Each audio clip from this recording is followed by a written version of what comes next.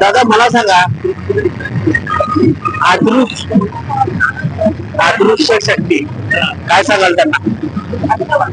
कुठे या ठिकाणी अदृश्य शक्ती वगैरे काही नव्हतं. या ठिकाणी आमचा विजय निश्चित होता. आदरणीय राजेंद्रजी भाऊराव हे 100% या ठिकाणी निवडून येणार होते आणि ते या ठिकाणी आज आपण या ठिकाणी बघताय की अतिशय बहुमताने आमचं या ठिकाणी सीट बसलेलं आहे. आदरणीय आमचे राज्याचे मुख्यमंत्री देवेंद्रजी फडणवीस साहेब असतील, पालकमंत्री जयकुमारजी गोरे साहेब असतील, यांनी अतिशय चांगल्या पद्धतीने व सर्व आमदार अतिशय चांगल्या पद्धतीचे नियोजन करून या ठिकाणी आमचा विजय निश्चित केलेला आहे.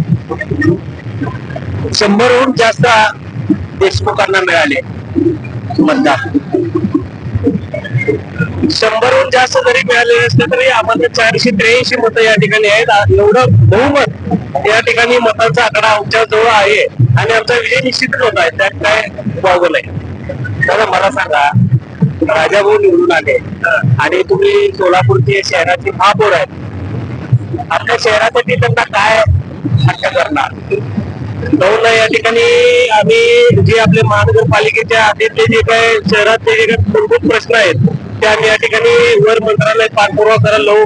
या ठिकाणी जे काय अधिक संधी असेल तर ते आम्हाला कसं आणता येईल या ठिकाणी भाऊच्या मार्फत आम्ही या ठिकाणी पाठपुरावा करून देऊ.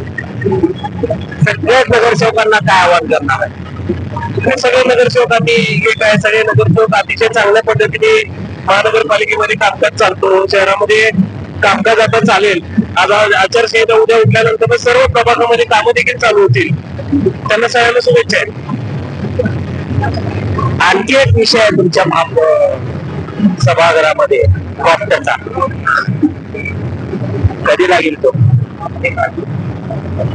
कॉप्टचा? आता बघू. आमचे पालकमंत्री साहेबांना विचारून या ठिकाणी सर्व आमच्या पक्षातील जे अध्यक्ष आहेत त्यांना सर्वांना विचारून ते कधी शक्यतो पुढच्या महिन्यामध्ये घ्यायचं आमचं चालू आहे. महिला व बाल कल्याण डॅड महिला बाल कल्याण या ठिकाणी 3 किंवा 4 तारखेला आपण निवड आहे. सभापती निवड 3 किंवा 4 तारखेला आपण घेणार आहोत. असं वाटतंय जरा एकदम छान वाटतंय.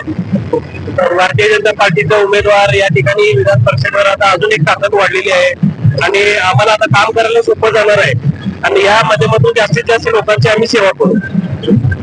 या निवडणुकीमध्ये पैशाचा चुराडा झाला.